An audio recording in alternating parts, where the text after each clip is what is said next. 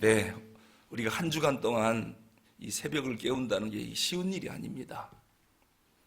참 어려운 일들을 오늘 성도님들이 해주셔서 정말 감사하고요. 오늘 드리는 이 기도가 절대로 한마디도 땅에 떨어지지 않습니다. 하나님이 다 보고 있고 듣고 계시고 그리고 다 알고 계셔요. 하나님이 안 보고 안 듣고 모르고 계시다, 그러면 참 우린 불행한 사람들이죠. 그런데 우리의 신음소리, 한숨소리까지도 다 듣고 계신 하나님께서 우리의 기도, 찬양, 이 간절한 소원을 왜 모르시겠습니까? 역사의 주관자 되시고 교회의 머리가 되시는 하나님께서 반드시 선한 길로, 복된 길로 인도해 주실 줄로 믿습니다. 오바댜 하면 이제 무슨 말씀인지 딱 떠오르지요. 그 에돔의 멸망에 대한 오바댜에게 주신 하나님의 묵시다. 그 에돔이 왜 멸망했지? 첫째는 교만해서 그렇다. 두 번째는 포악해서 그렇다. 자, 그러면 에돔처럼 멸망 안 당하고 반대로 복을 받으려면 교만하면 안 되겠죠. 교만은 패망의 선봉이요, 넘어짐의 앞잡이다. 교만하면 아주 멸망이 앞장서서 다가오고 있구나. 하나님은 교만한 자의 목을 꺾으시고 겸손한 자를 높이신다. 에돔이 얼마나 교만했던지.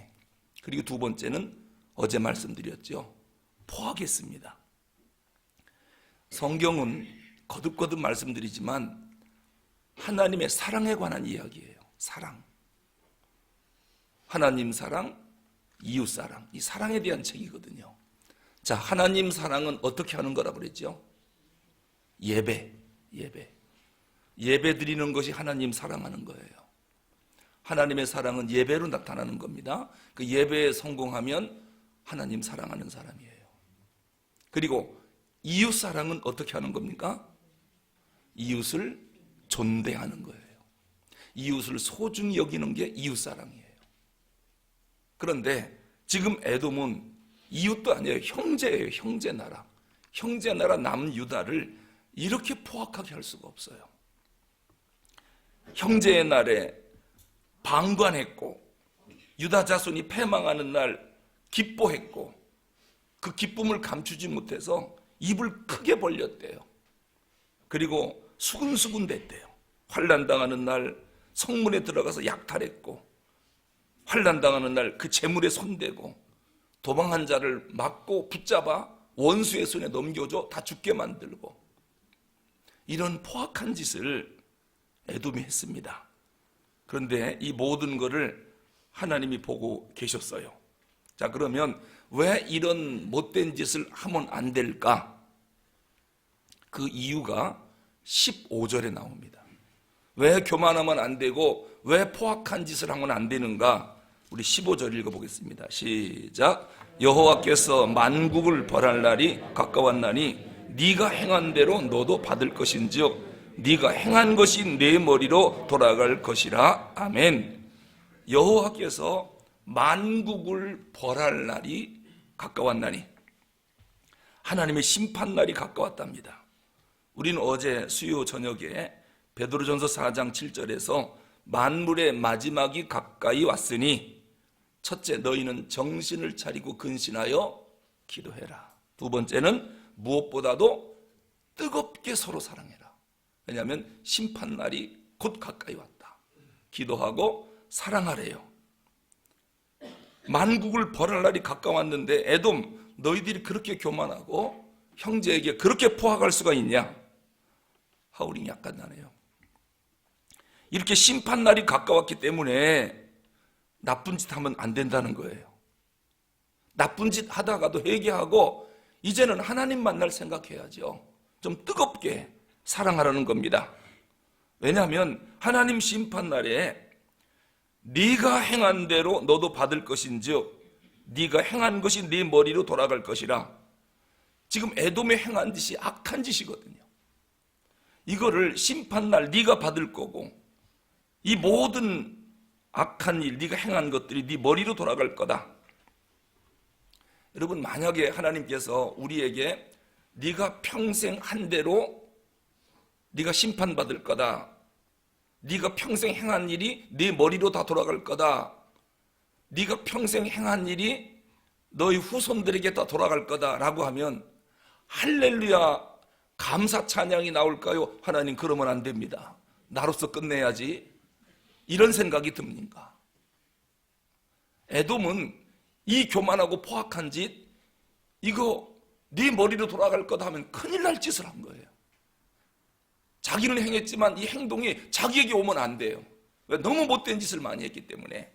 근데 만약에 네가 행한 대로 네 후손 대대로 내가 그렇게 해줄게 라고 할 때 주님 정말 그렇게 하실 겁니까? 정말 감사합니다.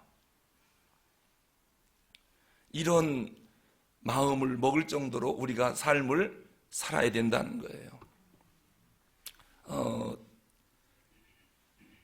제가 부목사 시절에 몇 번 쓰러졌거든요. 그래서 눈 떠보면 응급실이에요. 하나님 일을 하면서 이게 얼마나 그냥 행복하고 좋은지 몸이 병드는 것도 모르고 죽을 줄도 모르고. 제가 교육 전도사 때 제일 먼저 쓰러졌는데요. 교육 전도사가 목회하다가 쓰러졌다는 얘기 들어봤습니까? 오늘 처음 들었을 거예요. 우리 권영보 목사님께서 저를 차에다 실어갖고 어디다 요양을 보내줬냐면 병원에 갔더니요, 이거는 무슨 치료하거나 수술하거나 그게 아니고 일단 쉬어야 산다는 거예요. 세상이 노랗고요, 걸음 걷는데 발이 땅에 닿은 것 같지가 않아요. 그리고서 이제 의식을 잃고 쓰러지고, 지하철에서 쓰러졌는데 사람들이 끌어다가 밖에다 내놓고, 그 눈 떠보니까 저 동서울병원 응급실에 누워 있더라고요. 그래서 병원에서 이건 요양을 해야 된다. 그래서 이제 우리 목사님이 저를 철원에 있는 대한수도원 거기로 요양을 보내줬어요. 그때 이제 결혼해서 우리 딸 예은이가 아장아장 막 걸음마 걸을 때였거든요. 데리고 대한수도원에 가서 앉아 있는데 세상이 왜 이렇게 노란지, 하늘이 노랗고 땅이 노랗고, 그리고 좀 걸어보려고 하면 공중에 들뜬 것 같아요. 발바닥이 땅에 닿는 것 같지가 않고 느낌이 없는 거예요. 아, 이러다 죽는구나, 이러다 죽는구나. 아기는 앞에서 아장아장 돌아다니고 있고 새댁은 옆에 있고 나는 지금 죽어야 되고, 하나님 한 번만 좀 살려주십시오. 제가 다른 거 하다 쓰러진 게 아니라 주의 일 때문에 잠잘 줄 모르고 이렇게 애달퍼서 뛰어다니다가 과로로 쓰러졌는데 하나님 한 번만 좀 살려주십시오. 한 일주일쯤 되니까요, 노란 게 서서히 없어져요, 하늘이. 그런데 그때 뭐가 그렇게 먹고 싶었냐면, 그동안 못 먹었으니까요, 왜 이렇게 닭도리탕이 먹고 싶은지요. 아주 얼큰하게 해놓은 닭도리탕 좀 먹고 싶어가지고. 근데 우리 사모가 그래요. 저 밑에 그 대한수도원이 어디냐면은 그 임꺽정이 고석정이 관광지 아닙니까? 그 관광지니까 여러 음식점이 많이 있다는 거예요. 보니까 닭도리탕이라고 써붙인 집이 있어요. 그래서 그 집에 가서 많이 먹을 것 같아가지고 대짜로 시킨 거예요. 한 숟갈 뜨다가 못 먹겠더라고요. 그냥 못 먹고 말았는데, 제가 목회를 하면서 부교육자 생활을 하면서 이렇게 쓰러지면서까지 왜 해야 하나. 그런데 저는 한 번도 그런 마음을 먹어본 적이 없고, 단지 그때 이런 생각을 했던 것 같아요. 하나님, 제가 담임 목사할 때 도둑만 두고 저 같은 부목사만 보내주세요. 그럼 됩니다. 저 같은 부목사만 보내주면 됩니다. 일하다가 쓰러지는 사람들, 그냥 그냥 응급실에 막 가면 내가 요양원 보내주고 살아서 돌아오라고 그러고, 저를 보내주면서 우리 권영보 목사님이 그래요. 차전도사 꼭 살아서 돌아와야 돼. 꼭 살아서 돌아와야 돼. 그게 지금도 귀에 선해요. 여담으로 말씀드린 거고요. 하나님께서 네가 행한 대로 네 머리에 부어줄게. 그러면은 할렐루야, 꼭 주님 그렇게 해주십시오. 그런 마음이 우리에게 있어야 돼요. 그런데 오늘 이 에돔은 심판의 날이 가까웠습니다. 이 나쁜 짓 하다가도 행한 대로 하나님이 갚아주기 때문에 이제는 뜨겁게 사랑으로 바꿔야 되는데 끝까지 그렇게 안 했습니다. 이미 10절에서 에돔이 심판받았거든요. 형제인 야곱에게 포악으로 말미암아 너 부끄러움을 당할 것이고 영원히 멸절되리라. 하나님의 계시의 말씀을 들었거든요. 내가 너를 뿌리채 뽑아버리겠다. 너희 족속을 근본을 없애버리겠다. 그랬으면 깜짝 놀라서 더 이상 포악한 짓을 하지 말고 겸손하게 바꿔야 될 텐데 그렇게 하질 않았어요. 형제하면 사랑하고 아껴주고 도와주고 위로해주고 위기를 당했을 때 가서 살려주고, 그런데 반대로 포악한 짓을 했단 말입니다. 오늘 본문 7절에서도 이미 에돔은 심판을 받았습니다. 왜냐하면 너와 약조한, 즉 너랑 조약을 맺은 모든 나라들이 너를 쫓아 변경에 이르게 하고 국경선 밖으로 내쫓아버리겠답니다. 너랑 화목했던 자들, 너랑 조약을 맺었던 주변 국가들이 너를 속여 이길 것이고, 네 먹을 것을 먹는 자들, 조약을 맺을 때 함께 마지막으로 식사한다고 그랬죠? 이런 사람들이 네 아래 함정을 파니 너는 지각이 없다. 왜요? 지혜 있는 자, 지각이 있는 자를 하나님이 전부 멸절시켰거든요. 그러니까 에돔은 지금 누구만 남았느냐? 전부 바보들만 남은 거예요. 왜? 생각 있는 자들은 전부 다 멸절시켜버렸거든요. 이래서 이방 나라에 의해서 너희가 짓밟힐 것이다. 이렇게 경고의 말씀을 들었으면 빨리 회개하고 돌아서야 되는데 그러질 않았습니다. 여러분, 우리가 정말 사람들에게 사랑받고 싶으면 방법 알려드릴까요? 심은 대로 거두니까 사랑하면 돼요. 내가 먼저 사랑하면 돼요. 사람들에게 존경받고 싶지요? 그럼 내가 사람들을 존경하면 됩니다. 왜요? 심은 대로 거두니까. 내가 이웃을 사랑하지 않는다. 어떻게 사람들이 나를 사랑하겠습니까? 심질 않았는데. 원리는 간단해요. 우리가 실천하지 않으니까 그렇죠. 그럼 내가 사랑받지 못하는 이유가 뭘까? 그건 내가 먼저 사랑 안 해서 그래요. 왜 사람들이 나를 존경하지 않을까? 내가 사람을 존경한 적이 없어요. 그런 사람을 누가 존경하겠습니까? 사람을 사랑하고 존경해 보세요. 사람들이 당장 나를 사랑하고 내가 존경받게 될 것입니다. 다른 사람을 비판한다. 반드시 내가 비판받아요. 이거 심은 대로 거두게 돼 있습니다. 사랑해주고 존경하고 감싸준다. 사람들이 나를 존경하고 사랑하고 감싸줄 거예요. 이건 만고불변의 법칙입니다. 콩 심은 데는 콩이 나고 팥 심은 데는 팥이 나는 법입니다. 하나님 앞에 충성을 심으면 하나님이 반드시 충성의 열매를 걷게 하고, 게으르면 게으름의 열매를 걷게 하고. 그리고 오늘 16절에서 이 에돔에게 또 어떤 하나님이 책망을 하시냐면요. 자, 16절 읽어보겠습니다. 시작. 너희가 내 성산에서 마신 것 같이 만국인이 항상 마시리니 곧 마시고 삼켜서 본래 없었던 것 같이 되리라. 아멘. 너희가, 에돔이 내 성산에서, 성산은 17절에 보니까 시온산입니다. 예루살렘입니다. 그 예루살렘에서 마신 것 같이 뭘 마셨냐면 이 샤타라고 하는 단어인데요. 이게 무서운 단어입니다. 샤타라고 하는 단어는 하나님의 무서운 진노의 잔을 샤타라고 그래요. 네가 시온을 없애려고 공격을 했지만 시온에 와서 네가 하나님의 진노의 잔을 마셨지, 그 얘기입니다. 그것처럼 만국인이, 심판의 날 만국인이 항상 마시리니, 하나님을 배반하고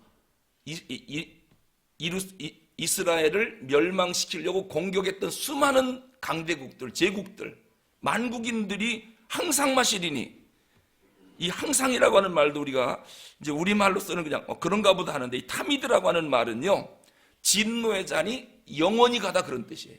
항상 마시리니, 그러니까 하나님의 진노의 잔이 하나님의 백성들을 괴롭히고 이스라엘을 없애려고 공격했던 수많은 열강들에게 하나님의 진노의 잔을 쏟아부으는데 이 진노의 잔이 영원히 갈 거다는 거예요. 그래서 곧 마시고 삼켜서, 마시다, 삼키다 두 단어가 반복해서 나오는데요. 이 삼킨다라고 하는 말이 좀 더 강합니다. 너희들을 본래 없었던 것 같이 되리라. 너희들이 원래 이 땅에 존재하지 않았던 것처럼 만들어주겠다는 거예요. 자, 그러면 에돔이 지금 멸망해갖고 그 존재 자체가 없어졌어요.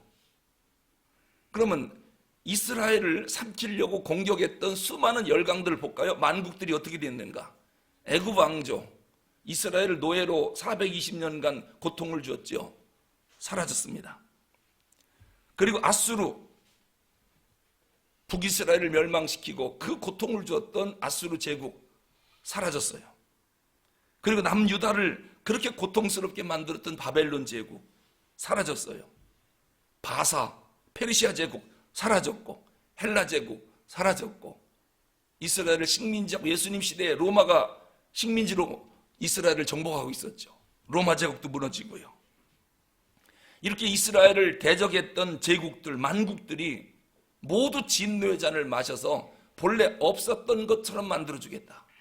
그런데 그 당시 그러한 제국들은 영원할 줄 알았거든요. 바벨론 제국이 망한다라고 하는 것은 상상도 못했습니다. 여러분, 지금 미국이 망할 거다 상상이 돼요? 상상 안 되지요.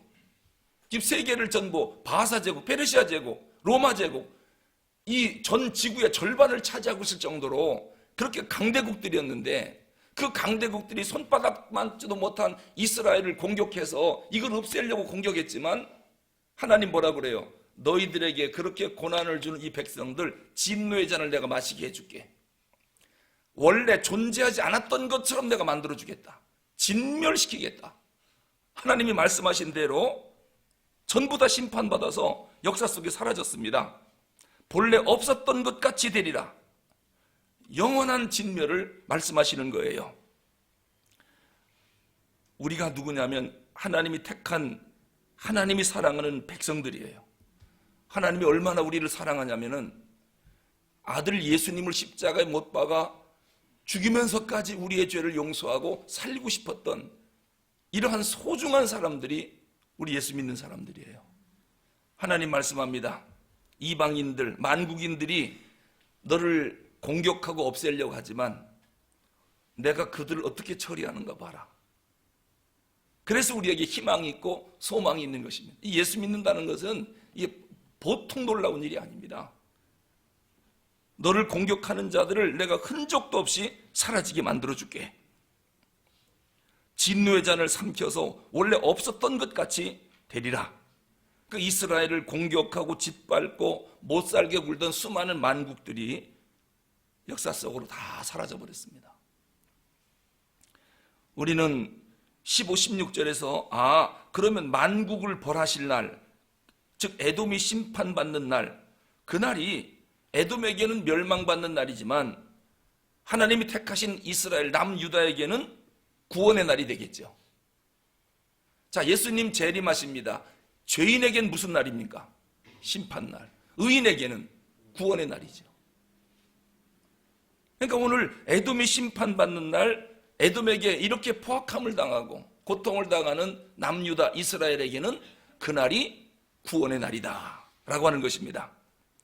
그러면서 17절 보니까 여호와께 속할 나라가 어떤 나라냐? 남유다 이스라엘을 말합니다.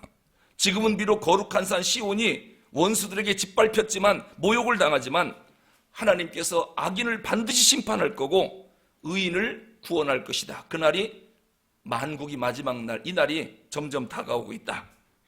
거룩함을 반드시 회복시켜 줄 거고, 야곱의 족속아 너희들이 다시 시온산에 돌아와서 너희 기업을 회복하리라. 에돔을 통해서 이 희망의 메시지를 주는 거예요. 이 메시지를 받았을 때는 아직 에돔이 멸망하지 않았어요. 강력한 부와 군사력을 갖고 있어요. 강대국이에요. 그런데 그래서 이 유다 백성들은 우린 이제 끝났다, 좌절과 절망 속에 이 민족 사라지겠다, 이러고 있을 때 오바댜를 내세워갖고 아니다, 이 만국을 벌할 날 에돔이 사라질 거고 흔적도 없을 거고 시온산에 너희들이 다시 돌아와 너희 기업을 다시 회복하리라. 그러니까 백성들은 오직 오바댜의 이 묵시, 오바댜의 예언의 말씀, 이거 하나만 유일한 희망이고 소망이에요. 현실로 봐서는 될 것 같지가 않아요. 근데 하나님이 하시겠다고 하면 그게 답입니다. 아무리 안 될 것 같아도 하나님이 하겠다는데요. 그래서 15, 16절 오늘 읽은 본문은 만국 벌하실 날 에돔의 운명이 어떻게 될까? 사라진대요. 17절 남유다 이스라엘 너희들은 다시 회복돼서 시온산에 너희 기업을 다시 세울 것이다. 그리고 18절에서 뭘 말씀합니까? 그러면 에돔을 어떻게 심판할 겁니까? 궁금하죠? 누구를 통해서 심판할 것입니까? 18절 한번 읽어보겠습니다. 누구를 통해서 에돔을 심판하시는지. 자, 17절부터 읽겠습니다. 시작. 오직 시온산에서 피할 자가 있으리니 그 산이 거룩할 것이요 야곱 족속은 자기 기업을 누릴 것이며 야곱 족속은 불이 될 것이며 요셉 족속은 불꽃이 될 것이요 에서 족속은 지푸라기가 될 것이라. 그들이 그들 위에 불어서 그들을 불사를 것인즉 족속에 남은 자가 없으리니 여호와께서 말씀하셨음이니라. 아멘. 18절에서 유다의 회복과 에돔의 심판에 대해서 말씀하는데 야곱 족속이 불이 되고 요셉 족속이 불꽃이 될 거래요. 그리고 에서 족속은 뭐가 되느냐? 지푸라기가 될 거래요. 초계, 바짝 마른 지푸라기. 그 위에 불을 붙여서 태우는데 하나도 없이 재만 남고 싹 사라진다는 거예요. 여호와께서 말씀하셨느니라. 하나님이 그렇게 말씀하시는 거예요. 여기서 불이 하나님의 심판을 말하잖아요. 에돔을 멸망시키는데 누구를 심판의 도구로 사용하시느냐? 야곱 족속인 이스라엘, 요셉 족속 이스라엘. 야곱은 불이 될 거고 요셉은 불꽃이 될 것이다. 그리고 에서는 불꽃 앞에 지푸라기, 초계, 바짝 마른 풀이 될 것이다. 여러분, 불과 바짝 마른 풀과 싸우면 누가 이길까요? 당연히 불이 이기지요. 근데 지금은 에돔 족속이 불과 같아요. 그리고 이스라엘은 아무 힘도 없는 빼짝 마른 지푸라기 같아요. 근데 그한 이스라엘을 향해서 오바댜를 보내서 아니다, 이렇게 될 거다. 왜냐? 너희들은 내가 택한 백성이요. 이러한 예언을 들었을 때 드디어 유다 백성들에게 희망이 솟아오르는 거예요. 남자들은 전쟁에 다 죽었고 어린아이와 부녀자들은 전부 노예로 끌려가서 온갖 인권 유린과 착취를 당하고 있고, 이 슬픈 이 유다 백성들에게 오바댜가 일어나서 하나님이 이렇게 나한테 묵시를 주셨다. 그리고 이것을 선포하니까 백성들의 얼굴에 핏기가 돌기 시작하는 거예요.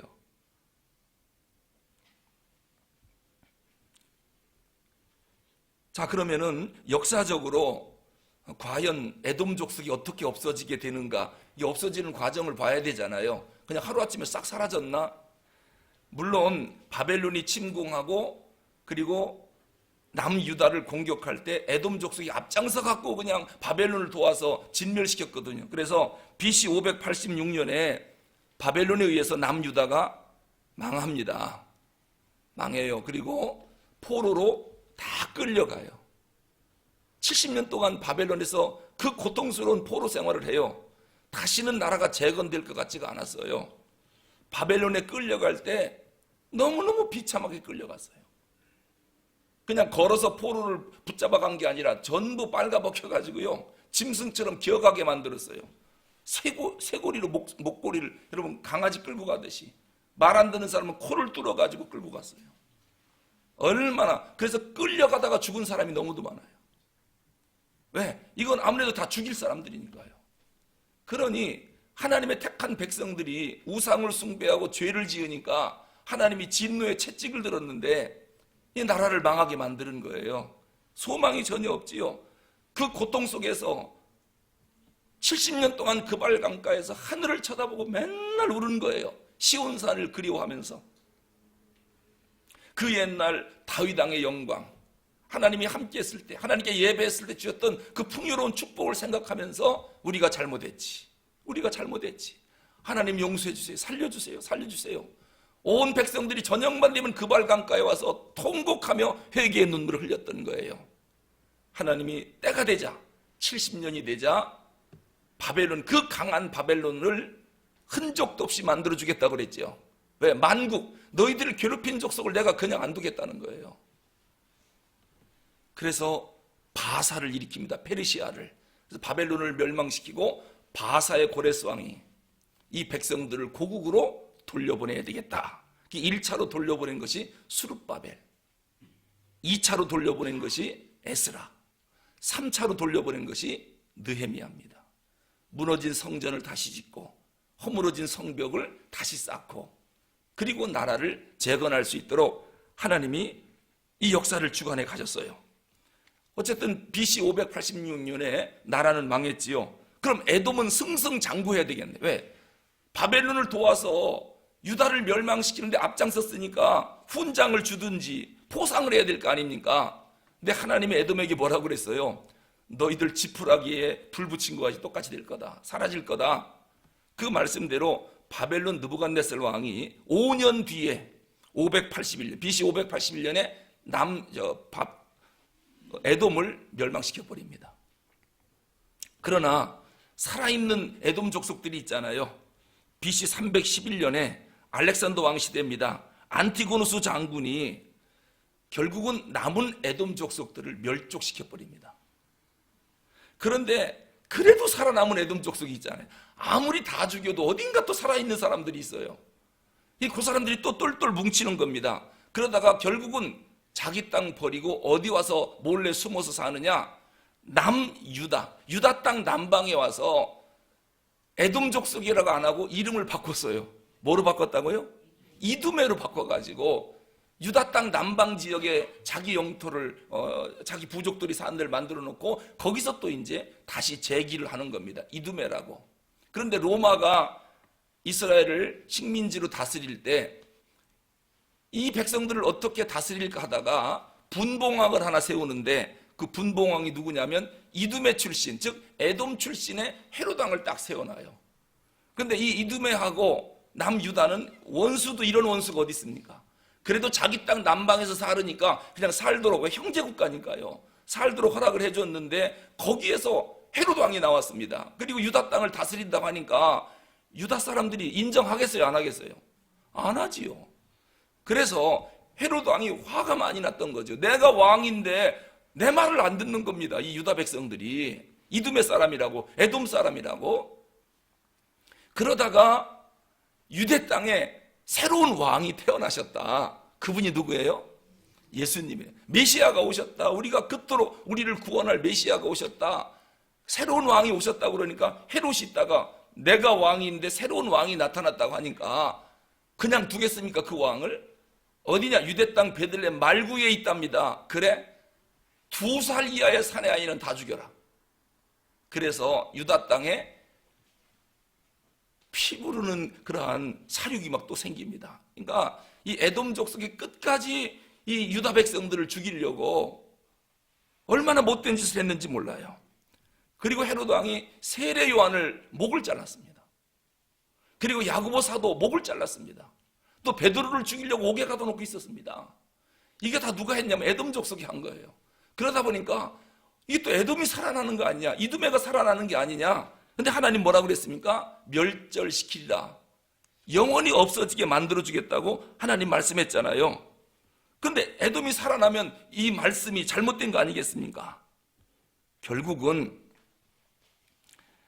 헤롯 왕 이후에 AD 1세기에 결국 역사 속에서 에돔 족속이 완전히 사라지게 됩니다. 그게 오늘 9절 말씀하고 똑같아요. 교만하고 포악한 이 에돔아, 에서의 산에 있는 사람은 다 죽임을 당하여 멸절되리라. 끝내 AD 1세기에 에돔 족속은 이 말씀대로 멸절되고 맙니다. 이 멸절되기까지 마지막 순간까지 이 에돔 족속이 얼마나 유다 땅에서 사악하고 포악한 짓을 했는지 모릅니다. 마찬가지입니다. 우리를 괴롭히는 에돔과 같은 사악한 자들. 그런데 그게 형제이기 때문에 또 문제가 되는 거예요. 형제라고 하는 사람들이 이렇게 사악하고 괴롭히는 사람이 있을 수 있습니다.